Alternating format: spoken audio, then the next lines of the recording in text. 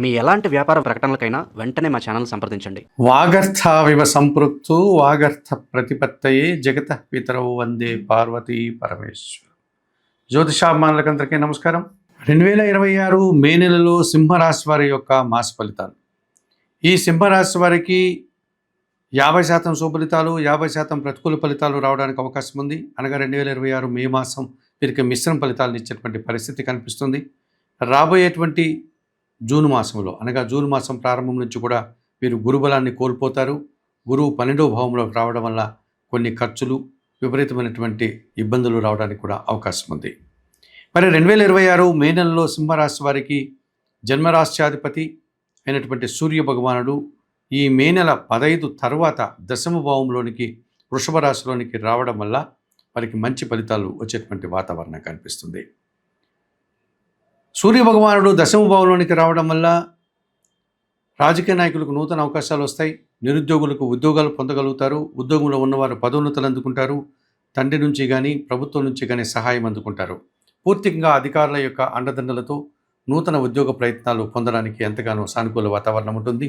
ఉన్న ఉద్యోగులంతా కూడా వారు చేసిన పనికి గుర్తింపుని, అభినందనల్ని అందుకుంటారు. ద్వితీయ లాభాధిపతి అయినటువంటి బుధుడు ఈ నెల 14 తర్వాత దశమములో వృషభ రాశిలోనికి రావడం వల్ల వీరికి కూడా వీరి మాటకు విలువ పెరుగుతుంది. స్థిరాస్తుల నుంచి లాభాలు అందుకుంటారు. వ్యాపార అభివృద్ధి, ఆర్థికాభివృద్ధి, వ్యాపార విస్తరణ, బ్యాంకు లావాదేవీలు అనుకూలంగా ఉన్నాయి. ఆర్థికంగా కూడా బలపడతారు. మరి 2026 మే మాసానికి గాను ఈ సింహరాశి వారికి సూర్య భగవానుడు, బుధుడు, గురువు, శుక్రుడు అనుకూలంగా సంచరిస్తూ ఎక్కువ శుభఫలితాలని 50 నుంచి 60% శుభఫలితాలను అందించే వాతావరణం ఉంది. ఇక పంచమ అష్టమాధిపతి అయినటువంటి గురువు ఈ నెలంతా కూడా మిథున రాశిలో లాభములో సంచరించడం వల్ల మీ ఆలోచనలు కలిసి వస్తాయి. సంతానం విషయంలో శుభవార్తలు అందుకుంటారు. విద్యార్థులకు మంచి ఫలితాలు వస్తాయి. ఆత్మీయులతో కలిసి వృత్తి, ఉద్యోగ, వ్యాపార, వ్యవసాయ రంగాల్లో అభివృద్ధిని సాధిస్తారు. విందు వినోదాల్లో పాల్గొంటారు.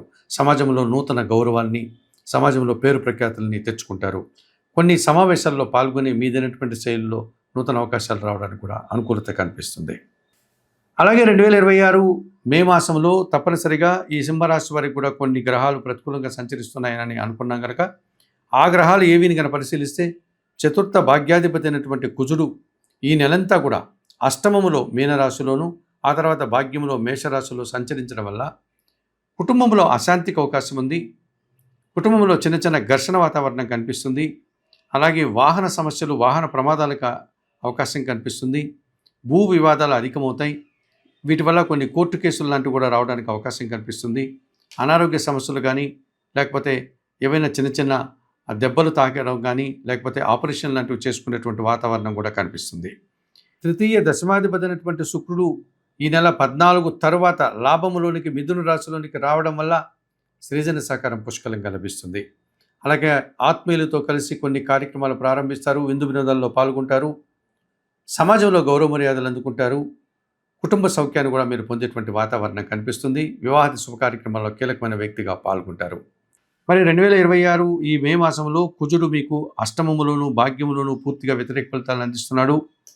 అలాగే షష్టమ సప్తమాధిపతి అయినటువంటి శని భగవానుడు ఈ నెలంతా కూడా అష్టమములో మీనరాశిలో సంచారం వల్ల పోటీ ప్రపంచంలో వెనకడుగు వేస్తారు. జీవిత భాగస్వామితో కానీ, వ్యాపార భాగస్వామితో కానీ మనస్పర్ధలు వస్తాయి. పనివారి సహకార లోపం వల్ల ఇంట బయట పని ఒత్తిడి అధికమవుతుంది. వ్యవసాయదారులకు పూర్తిగా నష్టాలు వచ్చేటువంటి పరిస్థితి కనిపిస్తుంది. అనారోగ్య సమస్యలు, ఆర్థిక సమస్యలు మిమ్మల్ని ఇబ్బంది పడతాయి. సమాజంలో చిన్న చిన్న అవమానాలు కూడా మీరు ఎదుర్కోవాల్సి ఉంటుంది. అలాగే జన్మరాశిలో సింహరాశిలో కేతువు సంచరించడం వల్ల చాలా విషయాలు మిమ్మల్ని నిరాశపరుస్తాయి, అశాంతికి గురవుతాయి. కొన్ని కార్యక్రమాలు చేయడానికి ఆటంకాలు ఎదురవుతాయి. అలాగే సప్తమ భావంలో కుంభరాశిలో రాహు సంచారం వల్ల ఎదుటివారు మీ నుంచి ఎక్కువ అంచనాలు అనుకోవడం వల్ల, మీ నుంచి ఎక్కువ ఆశించడం వల్ల వారిని మీరు ఏ రకంగానూ కూడా సంతృప్తి పరచలేని పరిస్థితి కనబడుతుంది. మీ నుంచి ఎక్కువ పనిని కోరుకుంటారు. మీ నుంచి ఎక్కువ ఆదాయాన్ని ఆశిస్తారు. మీ నుంచి ఎక్కువ సహకారాన్ని కూడా వారు పొందేటువంటి, ఆశించేటువంటి విధానం ఉంది కనుక ఆ రకంగా మీరు వారికి వాటిని అందించలేక విఫలమవుతారు కనుక మీరు ఈ రాహువు సప్తమ భావంలో సంచరించడం వల్ల ఇటువంటి దురాశ పడ్డతో మీరు ఇబ్బందులు కొని తెచ్చుకునే వాతావరణం కనిపిస్తుంది. జన్మరాశిలో కేతువు, సప్తంలో రాహు, ఇది ప్రబల కాలసర్పదోషం. ఈ కాలసర్పదోషం వల్ల మీరు అనుకున్న పనులు చాలా వరకు కూడా వ్యతిరేక ఫలితాలను ఇస్తారు. అనగా అనుకున్నట్లుగా పూర్తి చేయలేకపోతారు.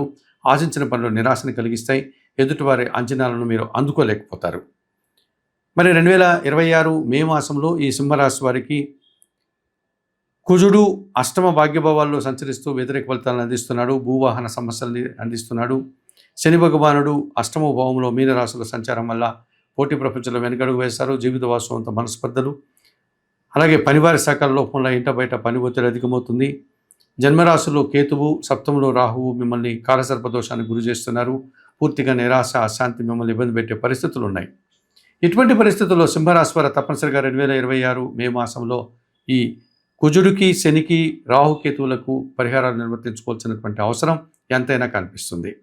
ప్రధానంగా సప్తమ రాహు దోషం నుంచి, జన్మరాశులు కేతు దోషం నుంచి బయటపడడానికి ఈ సింహరాశి వారు శ్రీకాళహస్తీశ్వర ఆలయానికి వెళ్ళి రాహుకేతు పూజలు నిర్వర్తించుకోండి. అక్కడ ఉన్నటువంటి వాయులింగేశ్వర క్షేత్రమైనటువంటి శ్రీకాళహస్తీశ్వరుని దర్శనం చేసుకోండి. అలాగే ఆ ఆలయంలో అందుబాటులో ఉండేటువంటి రాహుకేతు పూజలు నిర్వర్తించుకోండి. ఆలయంలో ఉన్నటువంటి దక్షిణామూర్తి దర్శనం చేసుకోండి.